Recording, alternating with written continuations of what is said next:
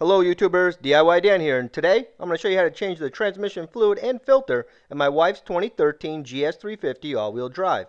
If you have a rear-wheel drive car, then the process will be slightly different. Lexus claims that this fluid is lifetime, but in my personal experience, there isn't a lifetime anything. If you plan on keeping your car a long time, like we do, then changing the fluid and filter every 60 to 70,000 miles will ensure a long service life. Changing the transmission fluid and filter in a GS isn't hard, however special care and attention to detail is needed when completing this service. Let me show you. When completing this service, it's crucial that your car be level. If you're using jack stands or car ramps, take special care in making sure that this happens.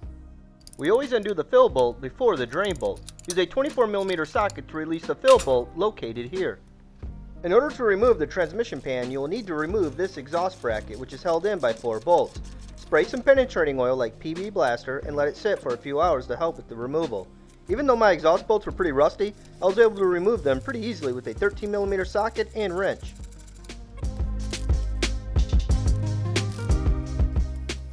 Use a 14mm socket to remove the drain bolt. I have a container handy to catch all of the old oil that is removed. It's imperative that you measure the amount of fluid that is drained out because that's the amount that you'll add back in. Reinstall the drain bolt before removing the pan. This will prevent any remaining oil from accidentally leaking out when you are lowering the pan from the transmission. Next, use a 10mm socket and ratchet to remove all the bolts that fasten the pan to the transmission.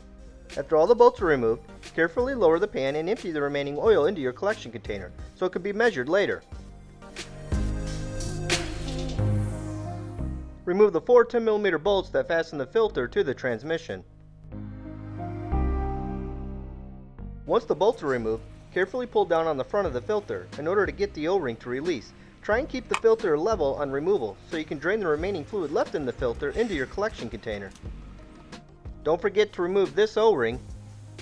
Look at all those fine metal particles. Still think it's a lifetime fluid? This brings me to my next discussion point, a transmission's valve body, which is considered the brains of the transmission. This metal debris can cause scoring on the fluid passages within the valve body, which can affect how a transmission shifts, because proper pressure will not be maintained. Metal debris can also cause the O-rings to fail, causing a fluid leak in your transmission. Because of this, I think it's important to change your transmission fluid and filter on a regular basis.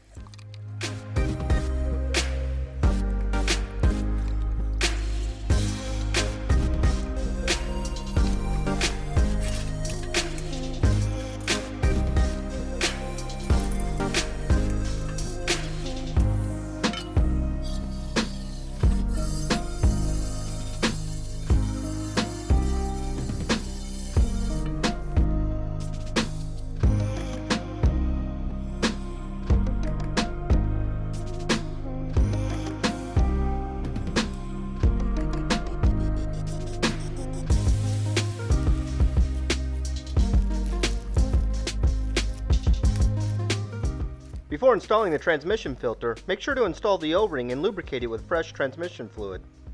Install the new filter into its mounting slot and slowly push the part with the O-ring into place as far as you can. It won't go all the way in until you tighten the 4 bolts that hold the filter into place.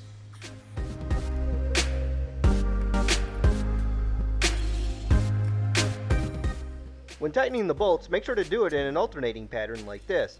Tightening the bolts this way will ensure that the O-ring doesn't get pinched. Before we install the transmission pan, we want to make sure that the mating surface is clean. Next, grab your clean transmission pan with rubber gasket and loosely install it into place. I'm using this pick tool to align the holes in the gasket with the bolt holes. After you have the gasket lined up, install the rest of the bolts. I tighten the bolts to my transmission pan by starting at the center and working my way out.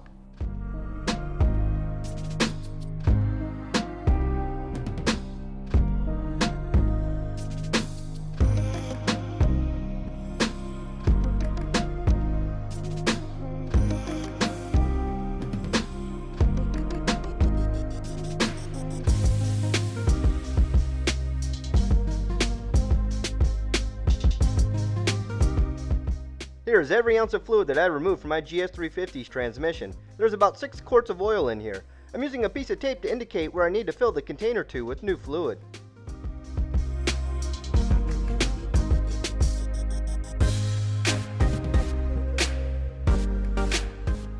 After filling my container to the tape mark with new fluid, I will now pour it into my fluid pump. I'll be using this fluid pump made by Motive in order to pump the new fluid into the transmission. If you don't have one of these fluid pumps, I'll leave a link in the description on where you can get one. I love mine.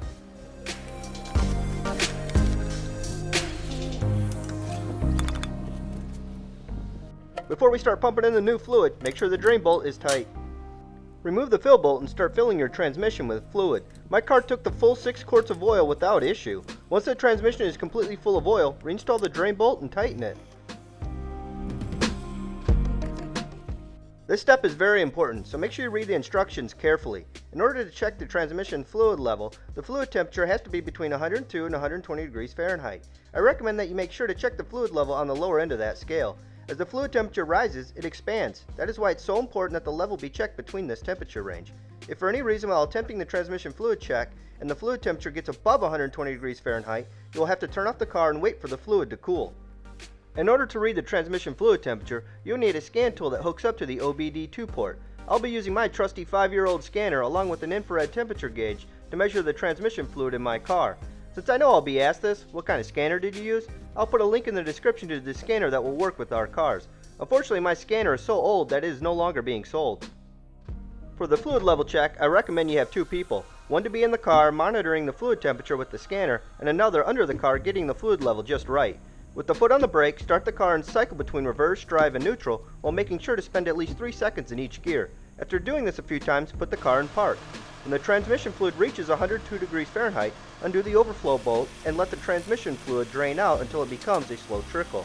Once you reach the slow trickle, reinstall the overflow and fill bolts.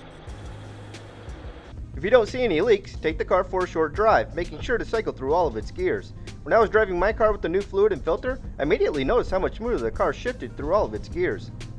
Hopefully this video will help other GS350 owners not only save money by doing the service themselves, but also increase the longevity of their vehicle. If you thought this video was helpful, make sure you hit that like button. If you have any other questions, leave them in the comments section and I'll do my best to answer them. So long.